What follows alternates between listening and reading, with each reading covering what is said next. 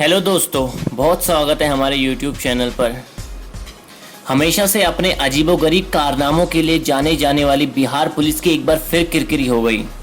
कभी इसका मजाक पुलिस कर्मियों की वजह से उड़ता है तो कभी संसाधनों के अभाव में इसका मजाक बना है।